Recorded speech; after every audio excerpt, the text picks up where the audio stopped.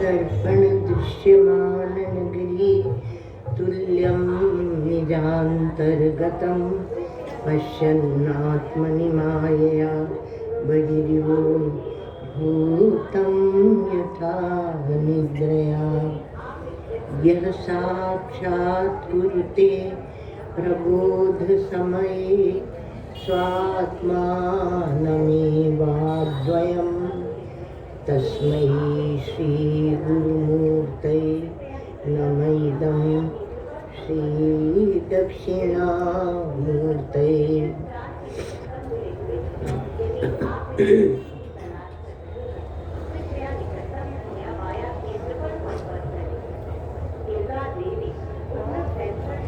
सा दृष्टिः सूक्ष्मलक्ष्या स्थिरचरविषया वासना स्पर्शशून्या सा दृष्टिर्दृश्यमुक्तं करणमिव परं सम्प्रसादैकरूपा सा दृष्टिर्यत्र नान्यत् सकलमविकलं ब्रह्म प्रत्यक्प्रशान्तं श्रीपूर्णानन्दनेत्र द्वयरसविलसत् पूर्णकारुण्यमात्रम्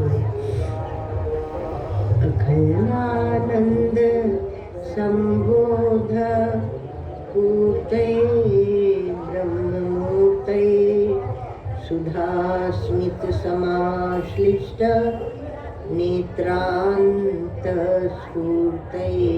नमः।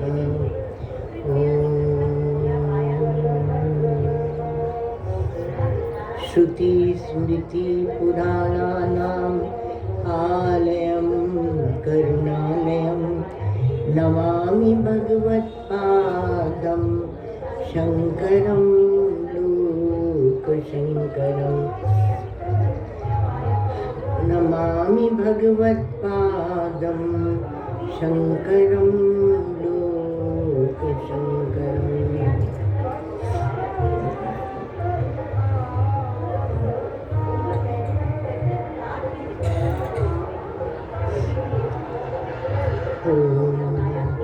पार्थाय प्रतिबोधितां भगवता नारायणेन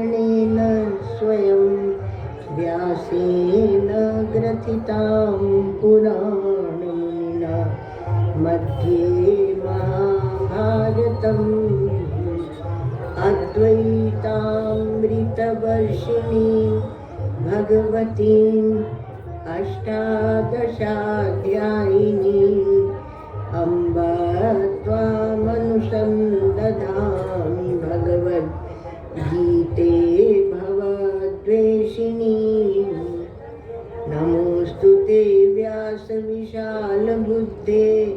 पुल्लारविन्दायतपत्रनेत्र येन त्वया भारततैलपूर्णः प्रज्वालितो ज्ञानमयप्रदीपा प्रपन्नपारिजाताय स्तोत्रवेत्रैकपाणये ज्ञानमुद्राय कृष्णाय गीतामृतदुहे नमः। सर्वोपनिषदो गावो दुग्धा गोपालनन्दनः पार्थो वत्स सुधीर्भोक्ता दुग्धं गीतामृतं महत्।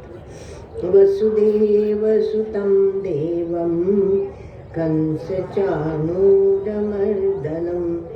देवकी परमानन्दं कृष्णं वन्दे जगद्गुरुम्।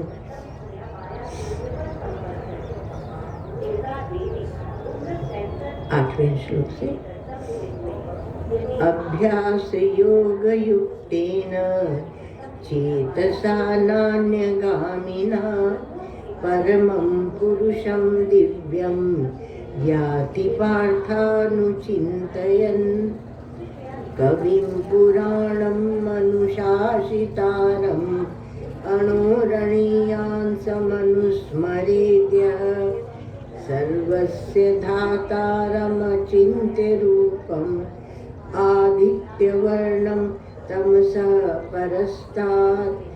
प्रयाणकाले मनसाचलेन भक्त्या युक्तो योगबलेन चैव भ्रुवोर्मध्ये प्राणमावेश्य सम्यक् सतं परं पुरुषमुपैति दिव्यम्।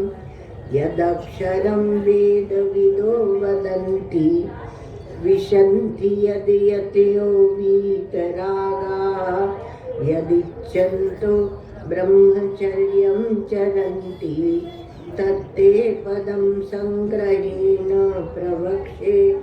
सर्वद्वाराणि संयम्य मनोहृदि निरुध्य च मूर्ध्याधायात्मनः प्राणम् आश्रितो योगधारणाम् ओमित्येकाक्षरं ब्रह्म व्याहरन् मामनुस्मरन् यः प्रयाति त्यजन् देहं स याति परमां गतिम्।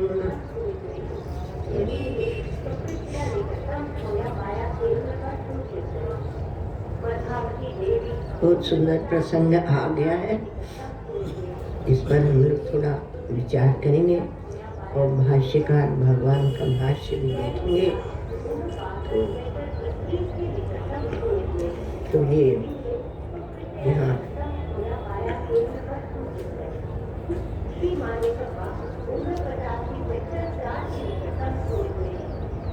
तो 10वें में बताया कि वह चेतनात्मक परम पुरुष को प्राप्त होता है। तो आगे बतलाए जाने वाले उपायों से प्राप्त होने प्रवेद विदो वदन्ति। पुनःपि वक्ष्यमाणेन उपायेन प्रतिपित्सितस्य ब्रह्मणो वेद विद्वद् अनादि विशेषण विशेष्यस्य अभिधानं करोति भगवान। तो भगवान आगे विशेषणों के द्वारा वर्णन किए जाने वाले ब्रह्म का प्रतिपादन करते हैं। वेद विदो वदन्ति, ये उनका एक विशेषण है। इसके द्वारा भगवान उपायों से प्राप्त होने योग्य उसका वर्णन करते हैं। अब 11वें श्लोक में आप देखें तो वहाँ कहते हैं कि यद अक्षरम वेद विदो वदन्ति। तो कहा कि जो अक्षर है, ये अक्षर पहले कहाँ आया है? तो ये अक्षर शब्द पहले बृहदारण्यक उपनिषद में आया। सर्वोपनिषदो गावो दुग्धा गोपाल नंदन। तो यह अक्षर शब्द वहाँ आया है बृहदारण्यक। और विशंति यतयो वीतरागा, और वीतराग जो यति हैं, सन्यासी हैं कह लो, यति से प्राय सन्यासी लिया जाता है, जो वीतराग अर्थात किसी में उनको राग नहीं, और यद इच्छन्तो ब्रह्मचर्यम चरन्ति, जिसकी इच्छा करते हुए। अब देखो भाष्यकार भगवान क्या बोलेंगे, आप देखना। तत्ते पदम संग्रहेण प्रवक्षे, उस पद को हम संक्षेप में बताएंगे। आगे ओंकार का वर्णन आएगा, है ना। आपने 13वें श्लोक में देखा, ओमित्येकाक्षरं ब्रह्म। तो ओंकार स्वयं ही एक संग्रह, संक्षेप है, सार है सबका। तो यहाँ कह रहे हैं उस परम पद को मैं संक्षेप में बताऊंगा। अर्थात सारी बातों का जो सार है, संग्रह है, संक्षेप है, ज्ञान दीपक को प्रज्वलित करने वाला है, उसको मैं, अथवा को ज्ञान दीपक प्रज्वलित करने के लिए, उसके लिए मैं तुम्हें यह आगे ये बताऊंगी। तो ज्ञान दीपक है, ज्ञान मणि भी है, तो उसको उद्भासित करने के लिए अथवा ज्ञान सूर्य को उदित करने के लिए जितने उपाय हैं, उनमें जो मूर्धन्य है, उनमें जो सर्वोत्तम है, वह मैं तुम्हें बताऊंगा, संक्षेप में बताऊंगा। और वो संग्रह रूप क्या है? कहा ओम। तो ओम है। तो संपूर्ण जितने भी शास्त्र हैं, संक्षेप अर्थात थोड़े भी, तो जितने भी शास्त्र हैं उनका संग्रह, उनका संक्षेप, उन शास्त्र का वेदों में है। और सारे वेदों का संग्रह किसमें है? गायत्री में, है ना। और समूची गायत्री का संग्रह या संक्षेप है ओंकार में। बहुत महिमा सुन सुन के आप जपने मत लगना, गायत्री जप लो कि ओंकार जप लो, नहीं बाबा, नहीं जपना। जब तक कहा न जाए, एक विधि को मानना भी एक साधना है ना। तो ऐसे नहीं कि हम क्यों नहीं कर सकते, हम क्यों नहीं कर सकते। तो आप यदि अर्थ का अधिगम करते हैं तो आप उसको समझो प्राप्त ही कर लेते हैं ना।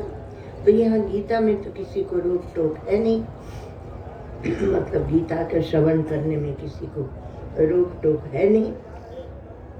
तो अब ये जो ओंकार है इसकी चर्चा हम लोग करेंगे। पहले जरा 11वें श्लोक का भाष्य देखिए। कल देखा था क्या? यद अक्षरम, जो अक्षर है, न क्षरति इति अक्षरम, जिसका कभी क्षरण नहीं होता, विनाश नहीं होता, वो अक्षर है, अर्थात अविनाशी है। वेद विदो वदन्ति, वेदार्थज्ञ, वेद विदो वेदार्थज्ञ वदन्ति, तद्वा एतद् अक्षरम गार्गी ब्राह्मणा अभिवदन्ति।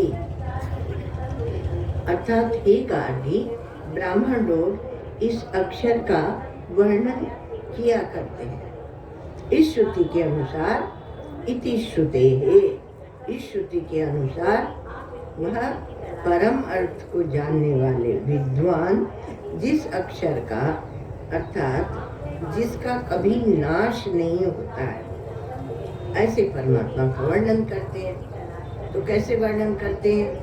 सर्व विशेष निवर्तकत्वेन, जितने भी विशेषण लगाए जाते हैं, वो ऐसा है, वह ऐसा है, वह ऐसा है, तो उसका सबको हटा देते। वह स्थूल है तो कहा कि नहीं, वह न स्थूल है और न सूक्ष्म है, अस्थूलम अनणु, उसकी निवृत्ति कर देते। वहीं पर बृहदारण्यक में ही वहाँ निवृत्ति कर देते हैं। तो जिसका कभी नाश न हो तो वह न स्थूल है और न सूक्ष्म है। किंच प्रविशन्ति, तो सम्यक दर्शन की प्राप्ति के लिए उसमें प्रवेश करते हैं। विशन्ति, प्रविशन्ति, विशन्ति को बोला प्रविशन्ति। सम्यक दर्शन प्राप्तो सत्याम के लिए, मतलब सत्याम यहाँ पर सत्य शब्द नहीं है, पर करने के लिए। यद यत्यो यतनशीला, यति अर्थात जो यतनशील है, दिन रात प्रयत्न करते रहते हैं। सन्यासीनः, तो सन्यासी हैं। वीतरागा, विगतो रागो येभ्यः ते वीतरागा, मतलब वो वीतराग अर्थात राग भूत की बात हो गई। ऐसे यत्नशील सन्यासी यथार्थ ज्ञान की प्राप्ति हो जाने पर जिसमें प्रविष्ट हो जाते हैं। यच्च अक्षरम इच्छन्तु, यत् इच्छन्तो ब्रह्मचर्यम चरन्ति, पंक्ति देखिए श्लोक की। तो वहाँ भाष्यकार भगवान कहते हैं इच्छन्तु ज्ञातुम, अर्थात चाहते हैं, अर्थात उनको उसको जानना चाहते हैं।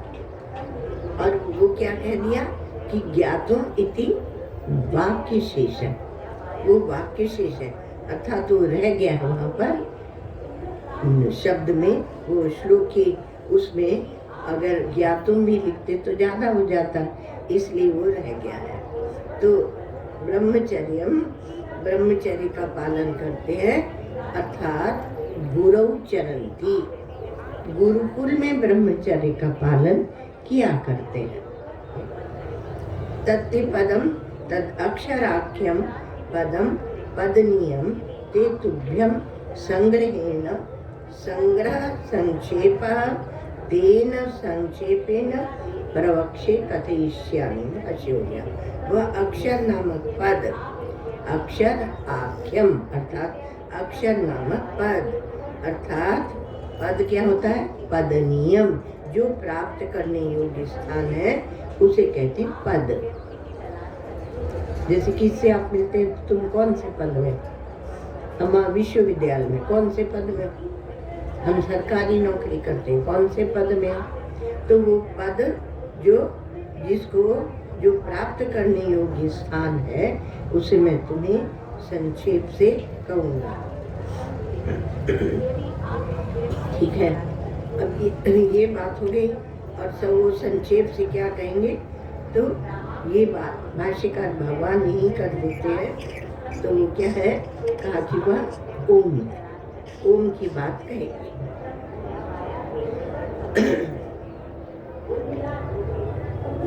अब यहाँ पहले तो लिया आपके प्रश्नोपनिषद भाष्यकार भगवान ने, तो कहा स यो हवै तद भगवन मनुष्येषु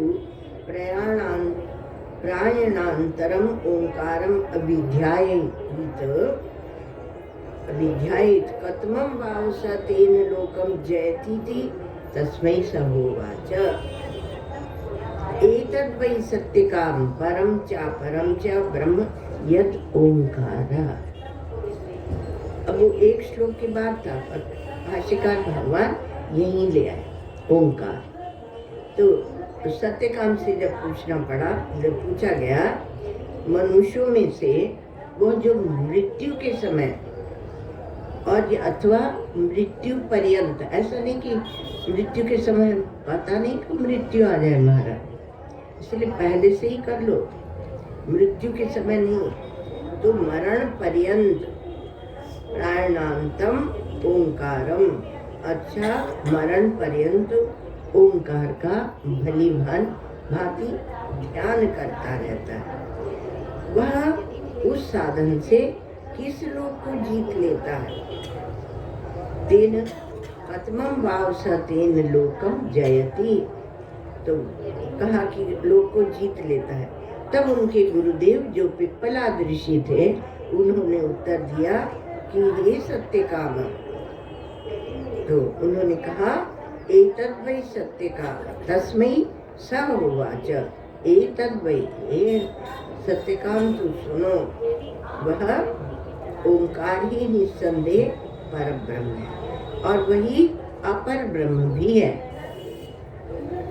आप लोग तो मान लो कि सुनते हैं, तो उसमें परम ब्रह्म है, अर्थात सब विशेषों से रहित, विशेषणों से रहित है, निर्विशेष है। अच्छा, जब विशेष रूप में दिखता है, जागृत स्वप्न सुषुप्ति, वह क्या है? कहा वह भी वही है। परम च परम च, परम च परम, परम च अपरम च ब्रह्म, ऐसे उपनिषदों में बहुत आता है। क्या बोलते हैं? वो बोलते हैं मूर्तम च, ऐसे दोनों प्रकार बताते हैं। इसलिए ये विद्या पूर्ण है, यह खाली आपको गुफा में नहीं बिठाती है। इति उपक्रम्य यह पुनरेतम त्रिमात्रेण ओम इत्येतत् एनैव अक्षरेण परम पुरुषम अभिध्यायायित।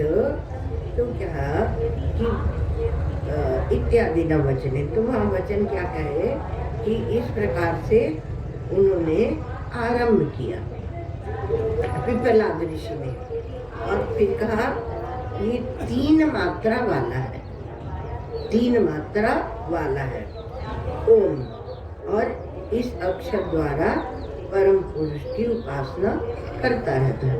अब 3 मात्रा इसमें कौन सी है? आ, उ और म, और तीनों को मिला के एक अक्षर ब्रह्म बनता है ओम। और इसमें जो अ है वह जागृत अवस्था को दिखाता है, और उ जो है वह स्वप्नावस्था को दिखाता है, और म जो है वह सुषुप्ति शांति या समाधि अवस्था को दिखाता है, जहाँ आपकी मन बुद्धि शांत है, ऐसा वो पद है। और वहाँ कठोपनिषद में जब इसकी चर्चा आई तो उन्होंने कहा अन्यत्र धर्माद अन्यत्रा धर्मात, ऐसे प्रारंभ किया कि यह जो परम पद है वो धर्म से विलक्षण है। धर्म से विलक्षण है तो अधर्म होगा तो कहीं नहीं, अन्यत्रा धर्मात, धर्म अधर्म की वहाँ चर्चा नहीं, उससे परे। और इस प्रकार से आरंभ करके इति च उपक्रम में, और सर्वे वेदा यत् पदमामनन्ति तपांसि सर्वाणि च यद् वदन्ति। बहुत सुंदर है ये मंत्र। और यदि इच्छन्तो ब्रह्मचर्यं चरन्ति, जिन्होंने कठोपनिषद सुना है और पीछे पीछे का सब छोड़ते जाते हैं ना लोग, तो बचपन में कहते थे आगे पाठ पीछे सपाट, डिलीट होता जाता है। अब पूछो भी कि कठोपनिषद का ये वाली वल्ली कहाँ पर हुई थी, हाँ कहाँ पर हुई थी, कब हुई थी, कुछ पता नहीं। तो सर्वे वेदा यत् पदमामनन्ति, जिस आमनन्ति माने वर्णन करते हैं, सब वेद जिस परम पद का वर्णन करते हैं, ठीक है। फिर तपांसि सर्वाणि च यद् वदन्ति, और जितनी भी तपस्या की जाती है वो तपस्या कुछ बोलती है, ये श्रुति है महाराज। तो तपांसि सर्वाणि च यद् वदन्ति, जितने भी तप हैं वो जिस परम पद की, जिसको दिखा रही है, बतला रही है, बता रही है, तपस्या खुद बोलती है।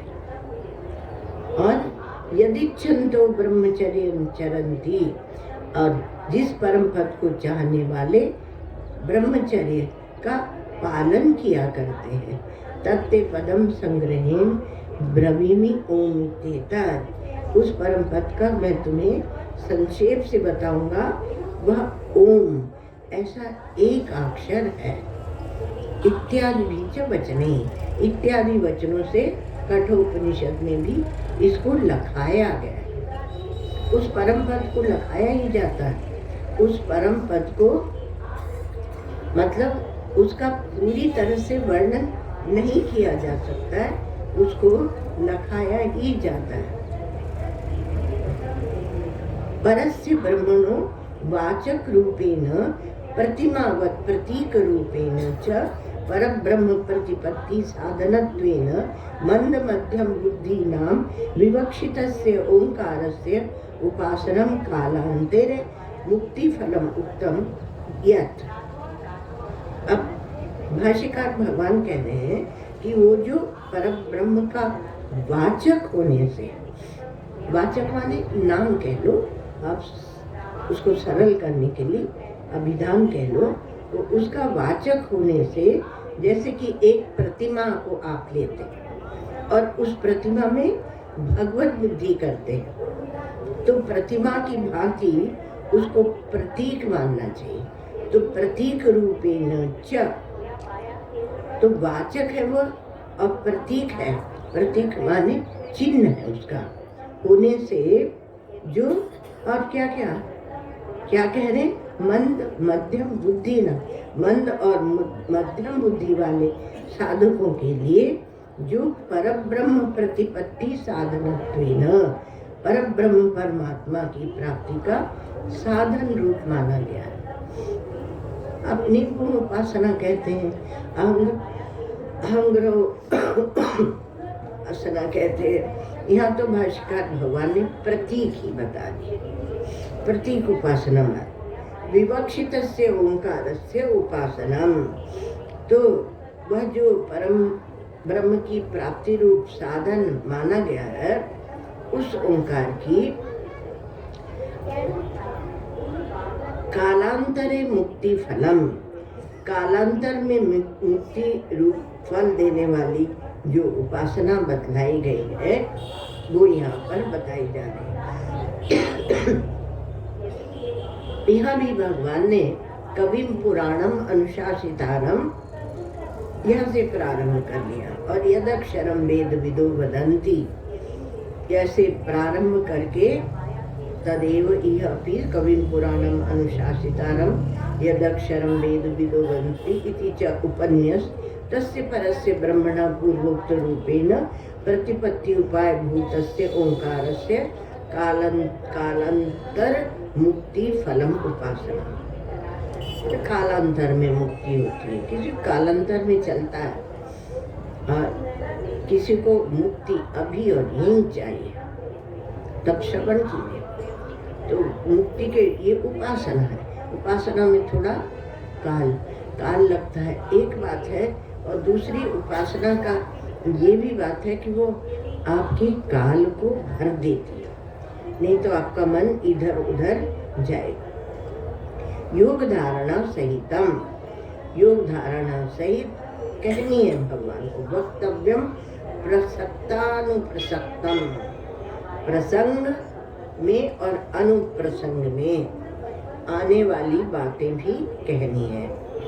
इसलिए आगे का ग्रंथ आरंभ किया जाता सर्वद्वाराणि संयम है। अभी थोड़ी सी बात हम लोग ओंकार की करेंगे।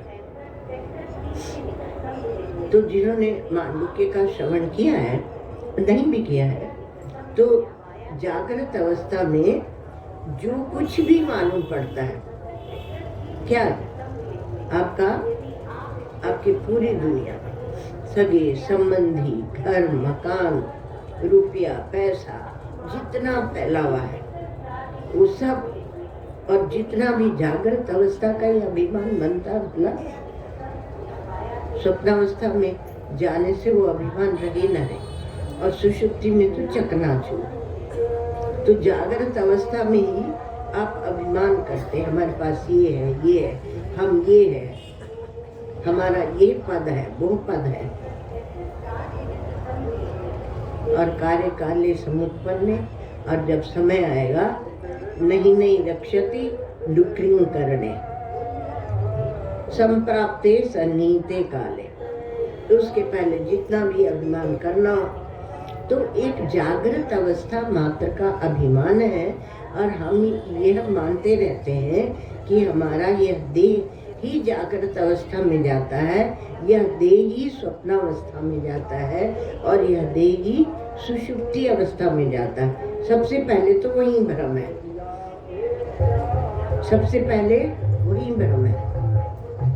तो जागृत अवस्था में जो कुछ भी मालूम पड़ता है, अपना सब यूनिवर्सिटी पढ़ाई लिखाई, और ऐसा नहीं कि यूनिवर्सिटी पढ़ाई लिखाई का ही अभिमान बनता है, कुछ नहीं होता उसका भी अभिमान बनता है, घर गृहस्थी का अभिमान बनता है, नौकरी का भी, वो सारा का सारा जितना अपने पसारा फैला रखता है, तो वो क्या होता है, वो मालूम पड़ता है। एक तो वह मालूम पड़ता है, और दूसरा जिसको मालूम पड़ता है। तो जिसको मालूम पड़ता है, तो दोनों को मिला के जो भी मालूम पड़ता है, अब वो मांडू के विस्तार में नहीं जाएंगे, थोड़ा संक्षेप में। तो जिसको मालूम पड़ता है और जो भी मालूम पड़ता है उसको बोलते हैं आकार। आकार वही है, वो आकार है। और स्वप्नावस्था में जितना कुछ मालूम पड़ता है और जिसको मालूम पड़ता है उसको बोलते हैं उकार।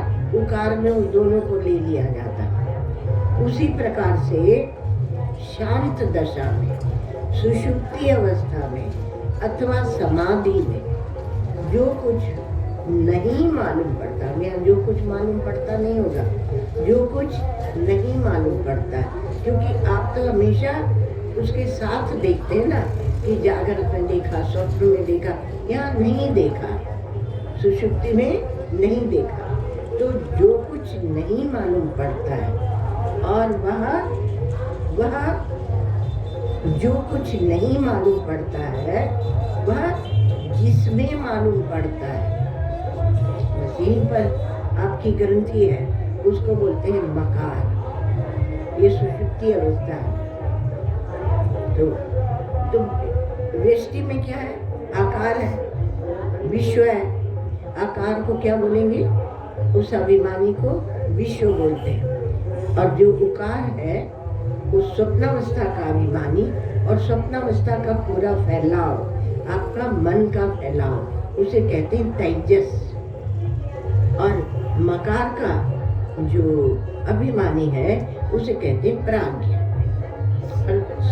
कुछ भी अभावात्मक जो स्थिति है वह, और उसको देखने वाला, उसको बोलते हैं प्राज्ञ।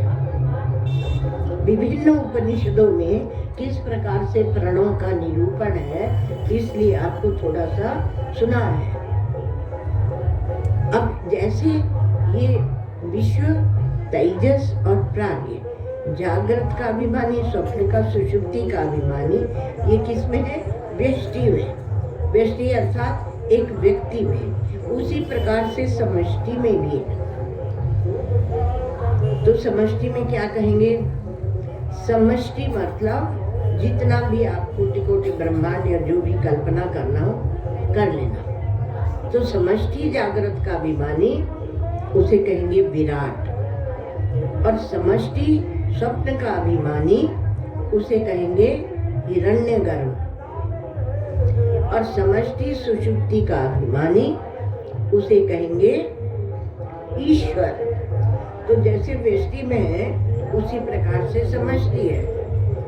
तो एक ओम में ये सब आ गए, क्योंकि उसमें अकार, उकार और मकार है, इसलिए इसको एकाक्षर ब्रह्म कहते हैं। ठीक है, अब इसमें ये अक्षर ब्रह्म योग है, तो इसलिए ओंकार का वर्णन चलेगा ही। तो ये इस ओम में ये सब आ गए, लेकिन इसमें एक चीज और छिपी रहती है, उस पर हमारा ध्यान नहीं जाता है, और वो है अमात्र। जब आप ओम का उच्चारण करते हैं तो ओम कहने के बाद एक लंबा जाता है, जैसे बोलते घंटे में आप मारेंगे टन से, तो आपने टन से मारा, उसके बाद आप रुक जाइए तो हम ऐसे जाता है। तो वहाँ कोई मात्रा नहीं है, न आकार है, न उकार है और न मकार है। तो वहाँ पे उसको बोलते हैं अमात्र, पर उसी को अमात्र नहीं बोलते। अमात्र की थोड़ी ज्यादा महिमा है भाई, क्योंकि जब आप ओंकार का उच्चारण नहीं करते तब भी अमात्र है। तो ये जो अमात्र है, जो छिपा हुआ रहता है, जिसको हम देख नहीं पाते क्योंकि हम केवल उच्चारण को देखते हैं, तो वह क्या है? वह आत्मा है, वह तुरीय है। उसको तुरीय अर्थात चतुर्थ कहते हैं। वह शुद्ध साक्षी है और वही ब्रह्म है, वह ब्रह्म है। तो उसमें ब्रह्म में क्या है? न तो उसमें अवस्थाएं हैं और न विश्व आदि ये अभिमानी है, क्योंकि वह तो एक अद्वितीय ब्रह्म है। वह जो एक अद्वितीय ब्रह्म है, उसमें ये तीन का भेद और अवमा का और इसके अवस्था, तीन अवस्थाओं का अभिमानी और तीन अवस्थाएं और इनका फैलावा, ये कुछ भी बनता नहीं है।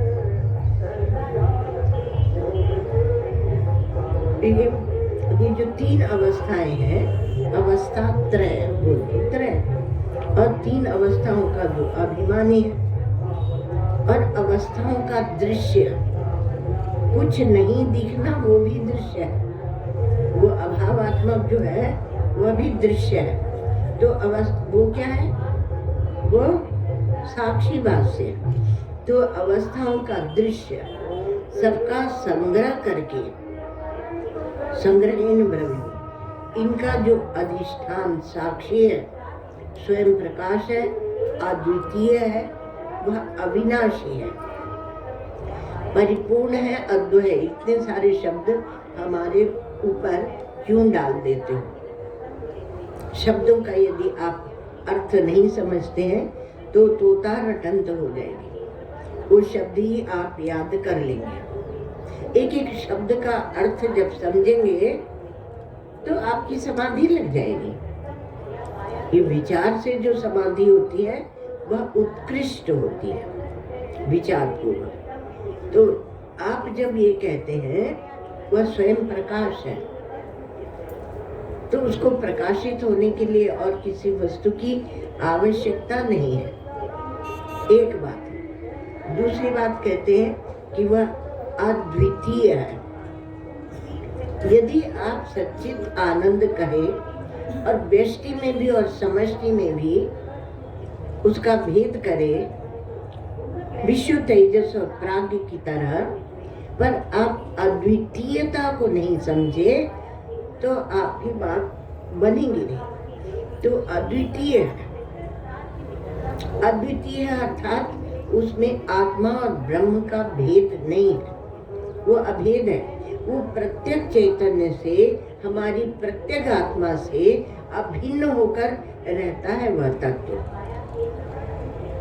एक तो है कि हमें उसे खोजना है, उसका अनुसंधान करना है, और एक वह सिद्ध वस्तु है, आपको केवल उसे जानना है। कितना आनंद है! वह परमात्मा आपके हृदय में है, आपको केवल उसे जानना है। अविनाशी है, अविनाशी अर्थात काल के घेरे में आप उसे नहीं बांध सकते, और इसलिए काल की कोई चिंता नहीं है। ये प्राण काले, तो काल की वहाँ चिंता ही नहीं है, काल नहीं है, अविनाशी है। और जब कहते परिपूर्ण है, अर्थात देश का विभाजन वहाँ नहीं है, देश का विभाजन नहीं है। और अद्वय है, अद्वय है अर्थात एक वस्तु दूसरी वस्तु तीसरी वस्तु, ऐसे वस्तु वस्तु वस्तु का जो विभाजन हमारी बुद्धि करती रहती है वह नहीं है। और अद्वितीय है अर्थात प्रत्येक चैतन्य से अभिन्न है।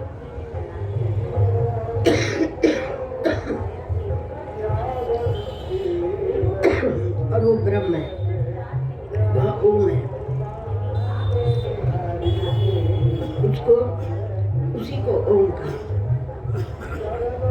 ओम के द्वारा उसी को रखाया जाता है।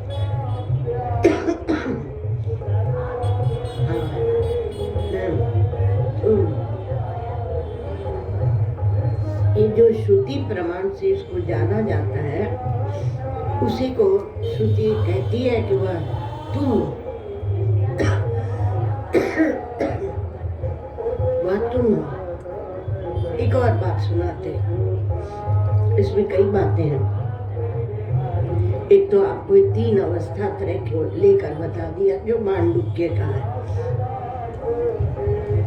बस्ती में एक सूरदास रहते थे, किसी समय में सूरदास रहते थे।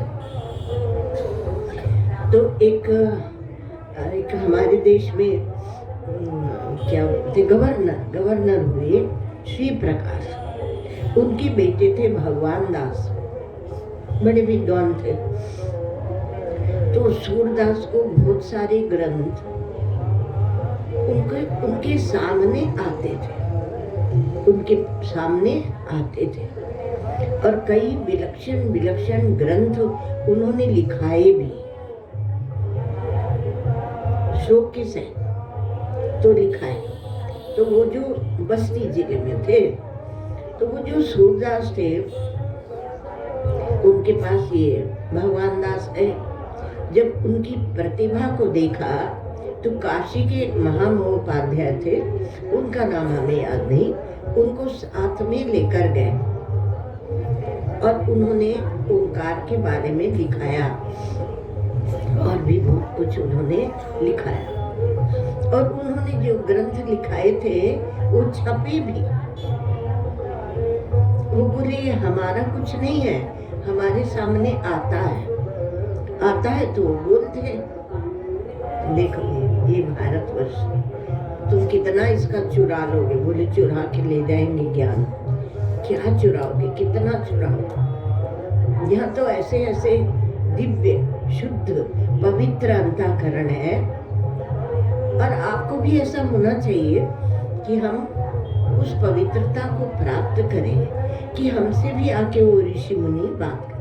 और उन्होंने कितने शास्त्र बताए कि यह शास्त्र लुप्त हो चुका है, अब मुझे स्फुरित हो रहा है। सूरदास जी ने बताया। तो उन्होंने एक बात उनसे पूछा कि आप कुछ सार बात बताइए। तो उन्होंने कहा अहम एतद् न, और यही ओंकार है। उन्होंने ओंकार का अर्थ बताया, अहम एतद् न, उमा से अहम एतद् न। आपने बहुत सी विशेषताओं को अपने साथ मिला लिया है। मैं जागृत अवस्था का अभिमान, स्वप्न का अभिमानी, सुषुप्ति का अभिमानी, इसको भी ये भी सब विशेषताएं हैं, और आपने इन्हें अपने में मिला लिया है। तो उन्होंने कहा अहम एतद् न, इन सारी विशेषताओं को खो दो। इनको खो देते हैं। कैसे खोते हैं? बोले नेति नेति कर दो। न अर्थात नेति नेति। तो नेति नेति से सारे विशेषणों को, सारी विशेषताओं को का निषेध कर दो। तो सबका निषेध करने पर जो वास्तविक विशेषता है उसको जाना कि हमारी वास्तविक क्या विशेषता है, कि हम चैतन्य हैं, हम आनंद रूप है, हम प्रत्यगात्मा हैं। तो हमने उसको जाना, तो वास्तविक विशेषता को जाना। फिर क्या करना है? फिर जैसे सभी विशेषताओं का बाद हुआ, वो जो वास्तविक एक बाद में रह गई पूछ के रूप में, उसका भी निषेध करो। मैंने सभी विशेष के समान उस विशेषता का भी बाध कर दो। वो भी केवल प्रतीति मात्र, जो बहुत बड़ी विशेषता होती है ना, जो सब निषेध करके आती है, उसको आप एक आज्ञा में उसका निषेध कर सकते हैं। इतना बल आपके अंदर प्रकट हो जाता है कि आप उसको चुटकी में निषेध कर सकते हैं। तो जो वास्तविक विशेषता प्रकट हुई थी उसका कर देते हैं बाध, तो उसका भी बाध कर दी। तो अ से क्या बोला? अहम उन्होंने, और उ से बोला एतत्, और म से बोला न, नहीं, मैं यह नहीं हूँ। तो एतत् में आपका जितना भी विस्तार है वो आ जाएगा। देह, तो स्थूल देह, सूक्ष्म देह, कारण देह, वो सारा विस्तार आपका आ जाएगा। यत् आत्मानं अनुभवामि तत् अहम न अस्मि, जो भी मैं अपने आत्मा के रूप में अनुभव करता हूँ वह मैं नहीं हूँ। पहले बाहर के स्थूल का निषेध, हम तो स्थूल का ही निषेध नहीं कर पाते, तो एकांत में बैठ के सूक्ष्म का निषेध करेंगे, वह तो हमारी वृत्ति बनती ही नहीं है, वह विचार बनता ही नहीं है। तो पहले देह जो है, अब देखो एक बहुत सुंदर बात बताते हैं। देह जो है ये क्या है? एक तीसरी प्रक्रिया समझ लीजिए, उसी के अंतर्गत है। देह जो है यह तो एक मोटा मोटा कोश है, और भीतर, उसके भीतर इंद्रियों का कोश है, और ज्ञान इंद्रिय, कर्म इंद्रिय थोड़ा सा उसकी अपेक्षा अंतर है और थोड़ा सा सूक्ष्म है, इंद्रियों का कोश है। उसके बाद उनको जो शक्ति दे रहा है उन प्राणों का कोश है, और प्राणों के कोश के भीतर सूक्ष्म और आंतर मन का कोश है, तो मन का कोश है, और उसके बाद भीतर बुद्धि का कोश है।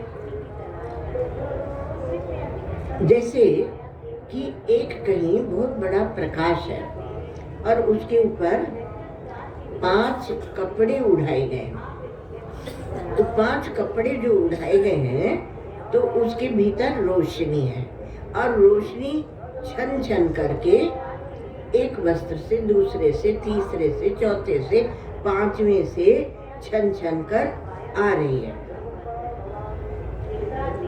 तो वास्तव में आपका तादाद में जो पहला वस्त्र है उससे पहले हुआ, फिर दूसरे से हुआ, फिर तीसरे से हुआ, फिर चौथे से हुआ, फिर 5वें से हुआ। तो आपका जो प्रथम तादात्म्य है वह शांति दशा से होता है, उसे सुषुप्ति कह लो, समाधि कह लो, पर उससे भी आप तादात्म्य करते हैं, और वह भी एक आवरण है, वस्त्र है, वस्त्र अर्थात आवरण है। तो पहले शांति दशा से होता है, और दूसरा क्योंकि उसके बाद बुद्धि है, तो आपका तादात्म्य निर्णय दशा से होता है। बुद्धि निर्णय करती है अथवा निश्चय करती है, तो उस निर्णय दशा से होता है। और तीसरा तादात्म्य आपका संकल्प दशा से होता है, तो उससे तादात्म्य करते हैं। और चतुर्थ जो तादात्म्य है आपका वह क्रिया दशा से होता है, और 5वां द्रव्य और क्रिया, और 5वां यह जो द्रव्यात्मक शरीर है, स्थूल जो शरीर है, मोटा मोटा मोटा माने आप ये नहीं समझिए कि मोटे आदमी के लिए कहा जा रहा है, मतलब एक बच्चा भी इससे तादात्म्य किए रहता है, इसलिए मोटा मोटा कहते हैं, इसमें कोई सूक्ष्म चिंतन नहीं। तो मोटा जो ये शरीर है उसके साथ, उस द्रव्य के साथ आप तादात्म्य करते हैं। तो अब वही चेतन बह के और बाहर तक आ रहा है। तो आप जब निषेध करेंगे तो पहले किसका करेंगे? पहले ये जो द्रव्यात्मक जो शरीर है पहले उसका निषेध करेंगे ना, है ना?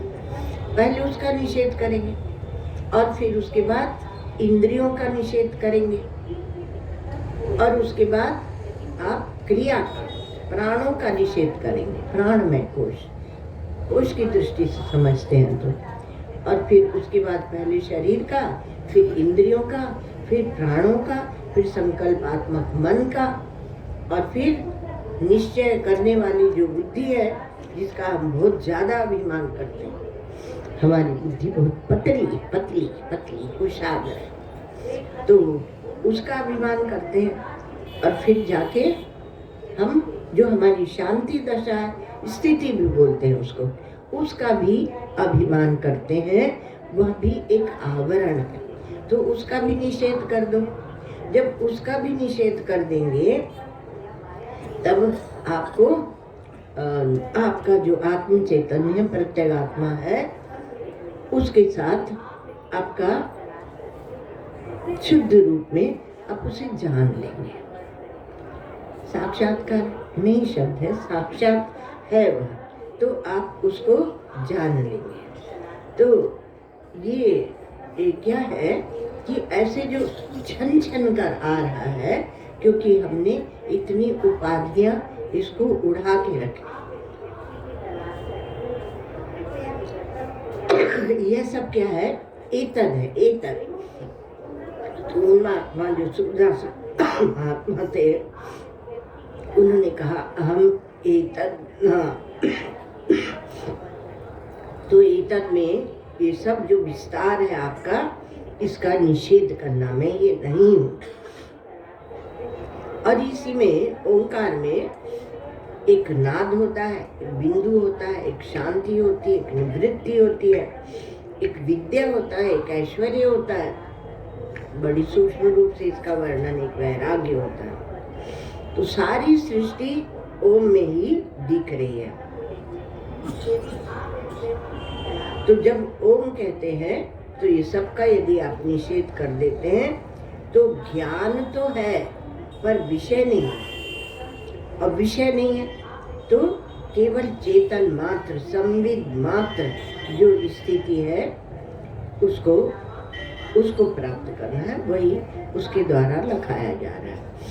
ओम सर्वे भवन्तु सुखिनः, सर्वे सन्तु निरामयाः, सर्वे भद्राणि पश्यन्तु, मा कश्चित् दुःखभाग् भवेत्, असतो मा सद्गमय, तमसो मा ज्योतिर्गमय, मृत्योर्मामृतं गमय।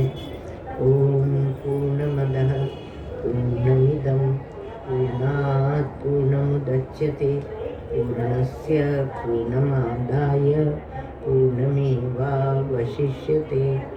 ओम शांति शांति शांति।